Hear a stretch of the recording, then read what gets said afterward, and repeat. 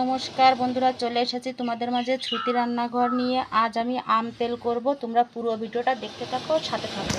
নিয়ে নিয়েছি দুটো আম, আমি নিয়ে নিয়েছি। আম তেলটা আমার বেশি আম লাগবে না, এর জন্য দুটো নিয়ে নিয়েছি। এখন আমটা আমি কেটে নেব।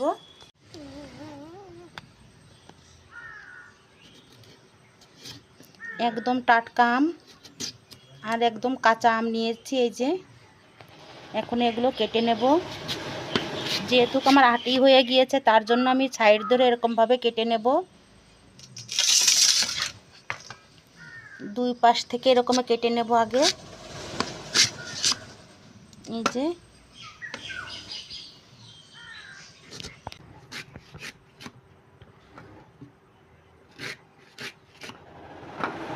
এইভাবে কেটে নিয়েছি। এখন পিস পিস করে কেটে নেব। আমগুলো আমি ছুলবো না, ছুলে এরকমের পিস পিস করে কেটে নেব। এরকমের এই যে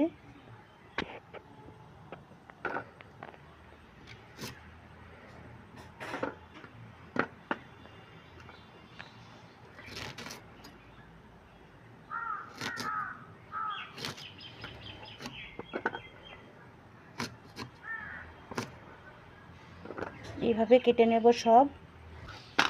এই যে আমগুলো আমার কাটা হয়ে গিয়েছে, আটের দুটো আমি বাদ দিয়ে দিয়েছি। বেশি আম আমার লাগবে না, এর জন্য এটুকু নিয়ে নিয়েছি। এখন আমগুলো আমি ধুয়ে নেব।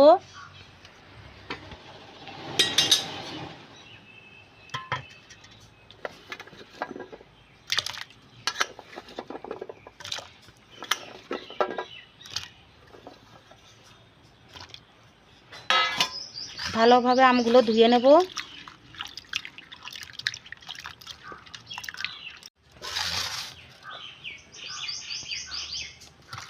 এখন আমি একটা চালনে তুলে নেব।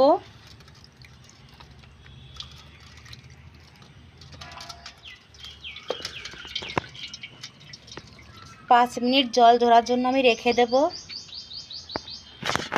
5 মিনিট আমার হয়ে গিয়েছে। আমগুলো ভালোভাবে আমার নিঙড় হয়ে গিয়েছে, জল নেই কোনো। এখন একটা থালায় ঢেলে নেব।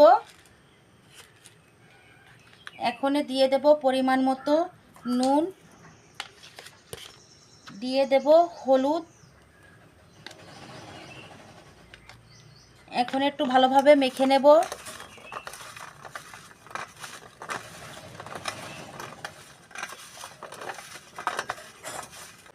লবণ হলুদ আমার মাখানো হয়ে গিয়েছে। এখন আমি রোদ্দুরে দিয়ে দেব 2 ঘন্টা।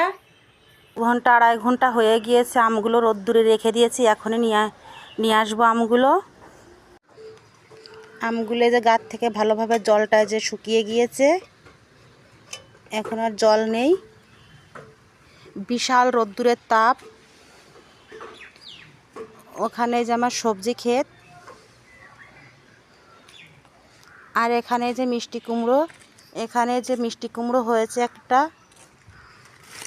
এই যে অনেক বড় মিষ্টি কুমড়োটা হয়েছে। আর ওইদিকে ছোট ছোট হয়েছে, জালি পড়েছে।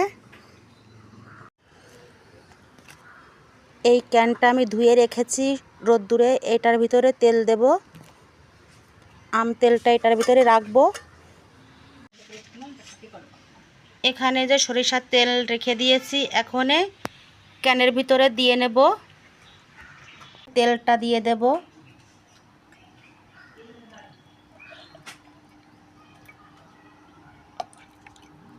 এখানে আমি 300 মতো তেল নিয়ে নিয়েছি, সরিষার তেল।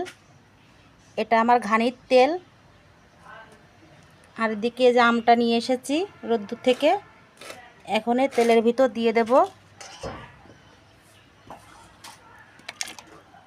ক্যানের ভিতরে আমার আমগুলো দেওয়া হয়ে গিয়েছে। এখন আমি রোদ্দুরে দিয়ে নেব। 2-3 দিন রোদ্দুরে দিয়ে নেব। যে রোদ্দুরে রেখে দিয়েছি, এইভাবে 2-3 দিন রোদ্দুর দিয়ে নেব। তারপর 2-3 দিন পর মশলাটা দিয়ে নেব এর ভিতরে। তারপর আবার 3-4 দিন রোদ্দুরে দিয়ে রেডি হয়ে যাবে আম তেল।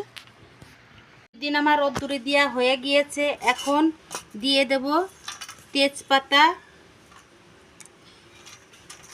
শুকনো লঙ্কা ভাজা,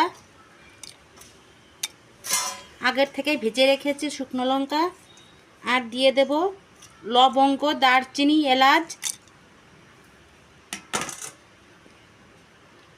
আবার রোদ্দুরে দিয়ে দেব। আম তেলের জন্য মশলাটা এখন ভেজে নেব। এখন দিয়ে দিচ্ছি রুটি তাওয়া। তাওয়াটা আমার গরম হয়ে গিয়েছে। এখন দিয়ে দেব এখানে মৌরি আর জিরে। এখন ভেজে নেব ভালোভাবে।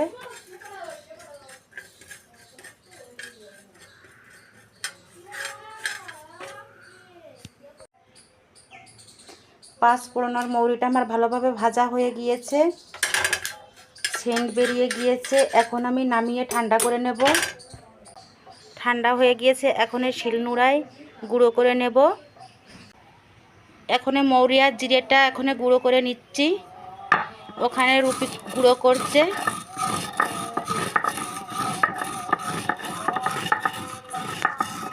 গুঁড়ো করা যে হয়ে গিয়েছে, এক জায়গায় গুছিয়ে নিচ্ছে। 4-5 দিন পর রোদ্দুরে দেওয়ার পর মশলাটা এখন দিয়ে দিচ্ছি ভিতরে। মশলাটা দিয়ে ভালো করে নেড়ে নেব।